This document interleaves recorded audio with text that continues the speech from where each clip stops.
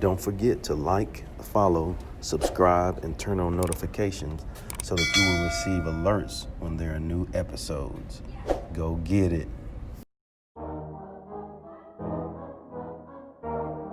Yeah. Listen, success is whatever you make it. If you want to be happy, you want to provide for your family. Live. You gotta put that work in, man. You gotta go get Learn. it. See, listen, this is what I tell them. Serve. I've been grinding for so long, I wake up and chase my goals. Inspire. I go out and I go get it. How to go, You're in the that's right all I know. I place. don't You're succeed checking if I out don't breathe. Chip Success, Baker, what does it the mean? Success If I Chronicles. conquer all my goals, then I'm living out my dream. Dig deep, go out and get it. Success Chronicles. Compete until it's finished. Success Chronicles.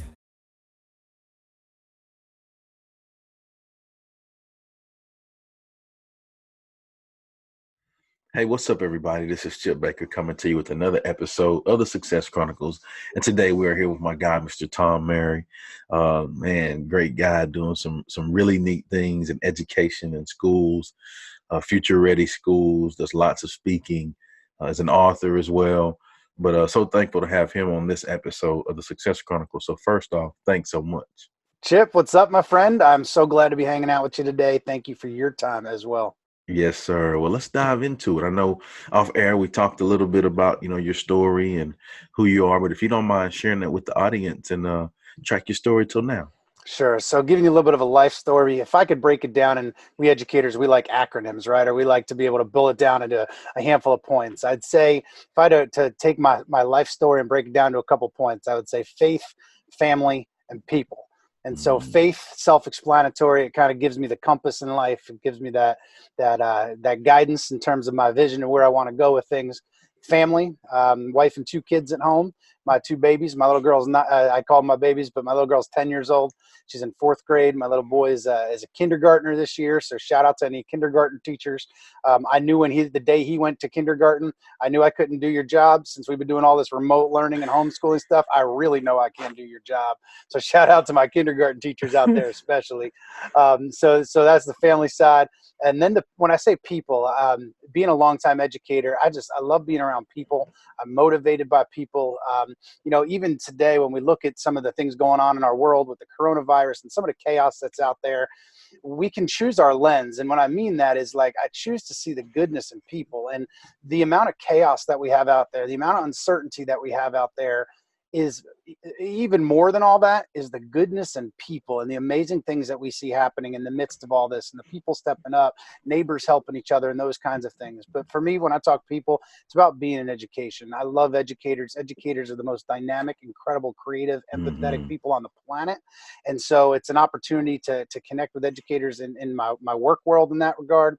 But it's also about being with kids, and since I was a young child that just loved obviously being around others, but as I got older, I liked working with kids. And so I spent about 15 years of my career in a school district, from an elementary school teacher to then being a middle school teacher to then being a middle school principal, then being an elementary principal. I then moved over to district office. I obviously couldn't keep a job, so now I work out of Washington, D.C., so that makes sense, right? And so now I run something called Future Ready Schools. And so Future Ready, if you check it out at futureready.org, we don't sell anything.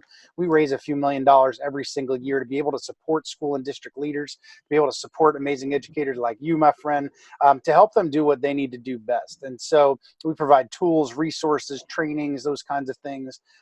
We don't look at that. We're not some silver bullet or anything by any means. The work that we do is insanely hard, but we raise money to be able to support school and district leaders across the country to really transform schools that our kids need and help their schools become more learner-centered. And what I will tell you is, working nationally as opposed to just being in the district that I was in, even though I was in a great district, from coast to coast, we've got amazing things happening in classrooms. Obviously now in the past month or so has just been a different type of time, and the chaos in the world around us. But in our K-12 schools, we've got awesome things happening in classrooms. And in the United States, I'm so proud to call myself an educator. That's awesome. Great story. Well, what are 3 things you've accomplished in your life that you're proud of? I'm really one to believe that the accomplishments aren't from an individual, and I try, anytime I get a stage or I'm standing on a stage or that kind of thing, I always try and avoid using the word I, because unless I'm throwing myself under the bus, I'll tell you how I messed things up left and right, and I'll own it there using I. But I always hesitate saying like I did this or I did that, because we all rest on the shoulders of giants, whether it be our parents in some regard, a teacher, an educator. I really don't think things like that happen as an individual, and so any sort of award or those types of things that I've earned or won in those regards, I would say even there, I'm always conscious of it's not about me. So I'll take a different stand on it and say, when I think about three things that I'm most proud of in that regard, I would say first and foremost is being a dad. I love my babies, put my babies before any work. And to me, they are far more important than anything I do educationally. And I know that sounds uber selfish, but I'm proud of them. I'm proud of the little people that they are becoming. I'm proud in watching them fail forward. I'm proud of my daughter being like the first one up today and already logging on, getting her work done before I'm even out of bed. And she's 10. And I'm like, all right, somebody's doing something right there. I'm not going to take full credit on that by any means because she's got it in her. But we take a look at those things. I'm proud of being dad. I would say overall, I'm proud to serve others. And when I take a look at doing that, whether it was teaching in the classroom, and there's days I missed that terribly, teaching to teaching and having my group of 25, 27, 9 or 10-year-olds when I was teaching fourth grade, or serving others in the middle school setting, and aren't those days middle school teachers just sometimes total chaos in that world, but I loved it. Yeah. As an administrator, I felt like the higher up that I went, from assistant principal to a district level, it's just more of an opportunity to serve. So I think one thing I'm most proud of is the ability to serve others. And I certainly don't mean that in a prideful way, but what I mean is like, in looking back at the relationships that have lasted long term, whether it was kids that the relationship decades later are now grown adults with their own families I'm still connected to, or it was colleagues that I'm still connected to that have become friends. I think that serving others, I'm proud of the opportunity to do that. I would say, if you're going to ask me for like a kind of a selfish one, I would say, looking back, because when I look at those about being a dad and serving people, that's my heart. It really is. Yeah. But I know you want to push and be like, something bigger picture or something there. I would say, one thing that I'm proud of is I do get a lot of opportunities, and I think opportunities also come from opportunities. A lot of times people will say to me like, how do you get to do what you do? How do you keynote so many given events in a given year? How is it that you're the one that's standing in front of 5, 6, 7,000 people, keynoting or opening something up or opening for a school district? And so, I am proud of those moments. I certainly am. But I also recognized in being proud of being able to stand in front of a few thousand people at a time. It's important that I recognize that, like, just like I would say to a teacher in a classroom, or just like when I was a principal, I have not remotely arrived. And I think there's always opportunities to be better. There's always opportunities to serve better, serve harder, serve more, serve more people in that regard. And so when I get those opportunities to speak to so many people, it's also insanely humbling, because it's an investment in their time. And in every moment that I have in front of them, I'm taking a moment from something else they could be doing. And so, it's a humbling opportunity that I will never, ever, ever take for granted. That's awesome. You hit on a couple things that I wholeheartedly believe in, and I tried to wait and I give you the sound effects like boom. I tried. It was hard for me, but I was able to do it. Yeah. I was Yeah. trying to wait. It's because I just, those questions like that, I struggle with personally, because Yeah. one of the commitments I made on that topic around that idea is, getting a lot of those kinds of events. I probably keynote 50, 60, 65 events, whether they're conferences, openings, or whatever, in a given year. So I get to talk to a lot of people. But a couple of years ago, I made this, I'd say about 3 years ago, I promised myself I will never stand on a stage and tell the audience how well I did something. I will never stand on a stage and pat myself on the back, but I'll tell people how I screwed it up. And I'll tell people how I messed it up. So you want to talk about the Success Chronicles, it should also be called the Failure Chronicles, because you don't get success without getting failure. And so when I was looking at, in those kinds of pieces, part of it is, to me, the humility is important. And maybe that goes back to my faith that I referenced earlier. Yeah. But I think when you're standing on a stage, or whatever the case might be, and it's people come up with, well, I could do that if I had that principal. I could do that if my PTO raised that money. I could do that if my superintendent would let us. I could do that if, and you come up with every reason you can't. But the flip side is, when I share the reasons when I've messed things up, when I've failed forward, when those pieces there, people can relate to it. When I stand up there and I talk about like totally modeling something incorrectly and screwing up in front of my kids, people can relate because we've all been there. There's no Yeah. perfect parents. We've all said the wrong thing. We've all regretted things that we've done, but people can relate to that. And so for me, it's just about being real. So I appreciate the shout, and I appreciate looking at it and saying like, oh, success here. And I really do appreciate that.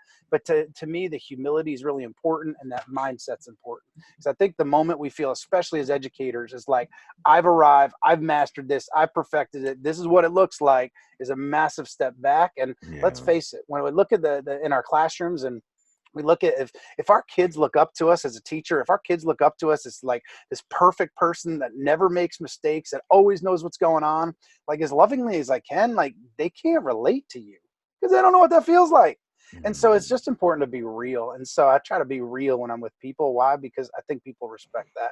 And with that comes vulnerability. And I think vulnerability is really a key to success. Love it, love it. Well, since you hit on the magic S word, saying that, success, what is your definition of success? I'd say it's not falling down the last time, and you keep getting up and you Mm, keep going. I think it can look in so many different ways. What's a success in a given day for you might be different than a success in a given day for me. We all have our own strengths. We all have our own weaknesses, our own needs. Take what's going on in our world right now with all the remote learning stuff. Some people, like, they were ready to roll, and they're like, all right, we're doing it Monday, let's go, because they had the skill yeah, set, the confidence, they've had the experience. Where other people, success is like, man, I turned on a computer for the first time in 6 months, and now I got online, I found this thing called the internet, I posted a couple assignments, and for them that's like a massive step forward. right. And I'm not making light of it, but that's a success for them. And so I think we've all got our unique point A's in that regard, and we're all moving towards a different point B. And so I think one of the things that we get in life that's a tragedy is I think we weigh success against other people. And I Ooh, think society does that. But I think when we have these kinds of conversations, what's it look like for you? And when we're reflecting on that piece, is when we talk about success, like I need to measure that against myself, not against what my friends are doing, not against what another speaker's doing, or not against whatever the case might be, because we're different and we have different abilities, we have different pieces. So at first it's not falling down that last time. And I think the moment that we get up and we keep trying and we keep rolling, that's exhibiting success. And I'd say success is also being able to stand during times of adversity. When we look at things in our world, when that lessons, if I'm a teacher and that lesson's rocking and that lesson's going great, like those times are fun, they are. But how to react when things don't go your way. You see, to me, that's the definition of leadership. That's the definition of when we'll leave a legacy, in those moments where we don't know what to do. But when we look at those pieces, how well do we stand in adversity? Do we crumble the moment something doesn't go our way? Because to me, success is being able to stand in the midst of adversity and lead, whether it's leading kids in a classroom, whether it's being a principal or superintendent. And I will tell you, all of these moments of uncertainty over the past number of weeks, all of these moments of uncertainty have created opportunities for our leadership legacy. And one of the things that I continue to see is teachers all over the place stepping out of their comfort zones, standing in the midst of adversity, and doing everything that they can for their kids to serve. And I'd say one final definition of success to me is to be a step better than you were yesterday. Not in this way of like we'll never reach perfection, or not in this perfectionist mindset, but in a way of what can I do today to just take one step forward. And if we keep moving one step forward, one step at a time, I think we're successful in what we do. Man, I love it. Love it. Love it. Absolutely love it. Well, if Thanks. you don't mind, before we get off, sharing with the audience where they can go follow you and check you out and show you some love. Sure, would love to connect with your audience. So my website's thomascmurray.com. You'll find lots of stuff there. My last book, Personal and Authentic, there's even if you don't have the book, there's over 100 free resources, videos, questions, articles, things to grow, whether it's social emotional learning, whether it's cultural relevance, whether it's things around equity, relationships, those kinds of things. Lots of resources, lots of tools. Encourage you to check that out. On Twitter at Thomas C. Murray, on Facebook at Thomas C. Murray EDU, Instagram, Thomas C. Murray EDU. Encourage you to check those things out. Lots of tools, lots of resources. My mindset is that this is a collaborative effort. It's a team effort for the children and those that we serve. And so let's try and work through this together the best that we can. Well, there it is. Again, I want to say thank you so much for taking the time to interview with the Success Chronicles. Thanks so much for what you do and how you do what you do. And I wish you continued success. You bet, my friend. Team effort for the kids that we serve. Yes, sir. Well, thank you guys for checking out this episode. We'll see you next time. God bless. Go get it.